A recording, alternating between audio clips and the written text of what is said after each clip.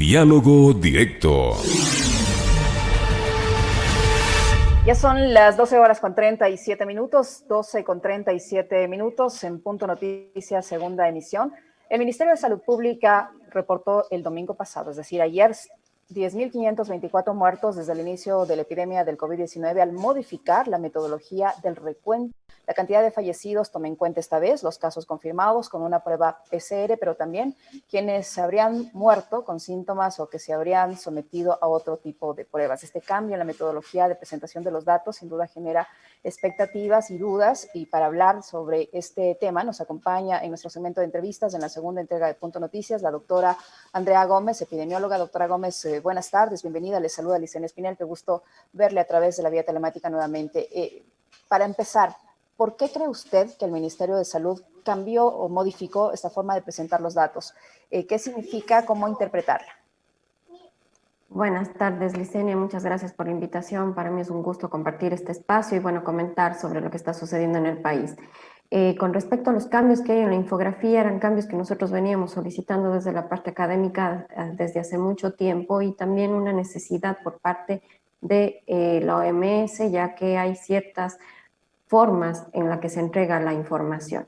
En el caso de nuestro país realmente estaba bastante retrasado en ese aspecto, y los cambios que se están dando ahora más bien nos muestran un poco más cercano a la realidad. Sin embargo, todavía necesitamos mucha más información para conocer qué es lo que está sucediendo. Lamentablemente, en el caso de nuestro país y con lo que se muestra en las infografías, lamentablemente la positividad es muy elevada, es decir, el número de casos positivos que existen por el número de pruebas es muy alto.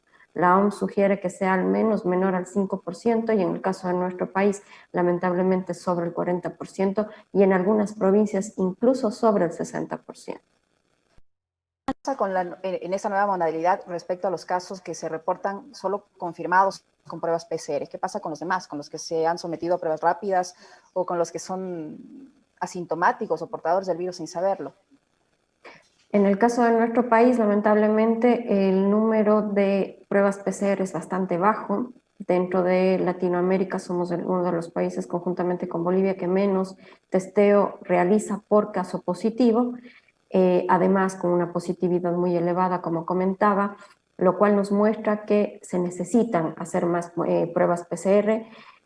Las pruebas rápidas no son pruebas diagnósticas, y la OMS ya pidió al Ecuador que solamente reporte las PCR ya en el mes de mayo, e incluso dentro de la infografía se dejó de informar ya desde el 18 de mayo los resultados de las pruebas rápidas. Sin embargo, y pienso que es muy importante que el país sepa cuáles son esos resultados, porque ha existido un uso masivo de las pruebas rápidas, que debería conocer el gobierno cuáles han sido esos resultados, ya que nos daría cuenta de qué es lo que está pasando en el país, al menos con producción de anticuerpos en las personas, porque no es una prueba diagnóstica, sino es una prueba que acompaña al diagnóstico médico, además de los síntomas y signos. Muchos países han cambiado la forma en la que confirman, en la que dan a conocer los casos, también dan a conocer los sintomáticos, los casos sospechosos. En el caso de nuestro país no tenemos esa información, lamentablemente. Ojalá en un futuro la sumen a la infografía. Se habla de que aún, pese a todas las medidas que se han adoptado desde el lado oficial, desde el lado de la propia población, de los expertos en salud, que en Ecuador continúa el exceso de mortalidad. ¿Cómo entender que todavía se mantenga este exceso de mortalidad pese a todos los esfuerzos que se han realizado? Bueno, Licenia, lamentablemente en el caso de nuestro país, la falta de diagnóstico temprano, la baja capacidad diagnóstica que existe, además de que no han existido programas de prevención que ayuden a que las personas salgan con una decisión informada, es decir, yo voy a salir a la calle y sé cuál es mi probabilidad de contagio. Eso en el país no lo sabemos. Además, todavía continuamos en transmisión comunitaria, es decir, no sabemos qué grupos tienen la mayor cantidad de contagios. No hay trazabilidad, es decir, no hay seguimiento de los contactos de quienes han tenido un diagnóstico positivo. Tampoco existe la capacidad de los profesionales de la salud para hacer un seguimiento a todos los casos que existen. Entonces, lamentablemente, los casos que probablemente con una buena atención no necesitarían cuidados intensivos o no necesitarían hospitalización, se agravan porque no tienen este acompañamiento y este seguimiento. Muchas personas conocen su diagnóstico y no saben qué hacer. Entonces, lamentablemente, esto ha hecho que aumenten los casos graves y que aumente este exceso de mortalidad que, debido a que en nuestro país no ocurre otro evento como fuera un terremoto o algo que explique este exceso de mortalidad, sino únicamente la COVID-19, se podría decir que este exceso de mortalidad, es decir, el número mayor de muertes esperadas comparando con los años anteriores, se pueda deber de manera directa o indirecta a la COVID-19. Lamentablemente, este exceso de mortalidad sigue en aumento en el resto de provincias del país. Y si uno retira, es decir, retira el número de fallecidos del Guayas para poder observar lo que está sucediendo en el resto del país, en este momento estamos hablando que el 50% representa la mortalidad que hubo lamentablemente en el Guayas y el otro 50% lo que ha estado sucediendo en este tiempo en el resto de provincias del país. Entonces, es muy grave, llamativo, porque al inicio representaba casi un 90%. Lamentablemente, la cantidad de fallecidos en la provincia del Guayas fue muy elevada y representaba este porcentaje. Pero en este momento tenemos ya un 50% que representa el resto del país, sigue aumentando el número de fallecidos. Y también porque lamentablemente tenemos un sistema de salud que está debilitado. Comparando con los otros países, ni siquiera el aumento de número de camas ha sido un ejemplo, y todo lo contrario, somos uno de los que menos camas de cuidados intensivos, respiradores, ventiladores han aumentado en el país, lamentablemente. Y en el caso de atención primaria, de lo que es la prevención, de lo que es la promoción, también hemos estado detrás. Entonces, todo esto, más la reducción de restricciones y sin una información técnica de lo que está sucediendo, sin explicarle a la población qué significa esta infografía, por qué son estos cambios, qué es necesario, es necesario. No le escucho, Licen.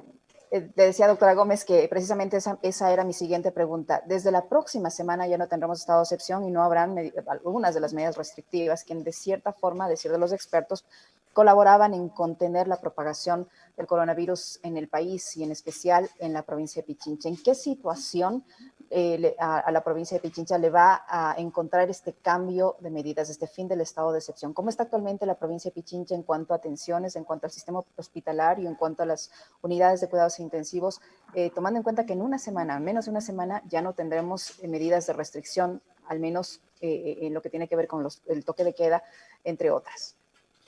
En el caso de la provincia de Pichincha, ya que tuvo una gran cantidad de casos durante el mes anterior, la pandemia se desarrolla por olas. Es decir, vamos a tener estos pics en donde tenemos muchos más casos que otras semanas. En este caso, con la pandemia y con lo que está sucediendo, hay que analizarlo cada día, cada semana y observar qué es lo que está sucediendo. En el caso de nuestro país, los mejores indicadores justamente fueron los que comentó, el número de hospitalizaciones, el llamado al 911, por ejemplo, el uso de cuidados intensivos. En el caso de la provincia de Pichincha se ha visto una disminución en el uso de camas hospitalarias, pero en el caso de cuidados intensivos no.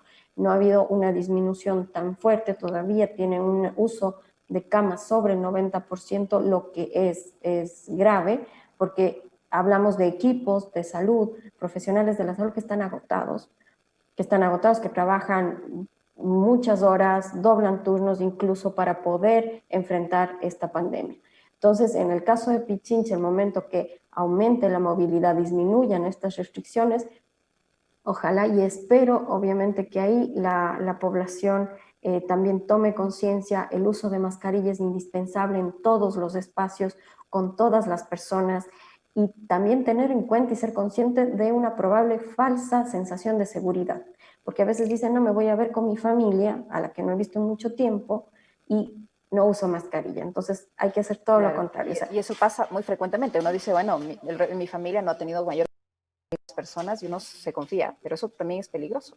Es peligroso totalmente, e incluso las fuentes de mayor número de casos han sido en reuniones familiares. Entonces, ahí mi recomendación, si las personas deciden reunirse, que no sean en lugares cerrados, que sean en lugares abiertos con uso de mascarilla. y guardando la distancia. Es muy importante. Doctora Gómez, usted antes hablaba del tema de la positividad. ¿En qué porcentaje de positividad estamos, al menos en la provincia de Pichincha?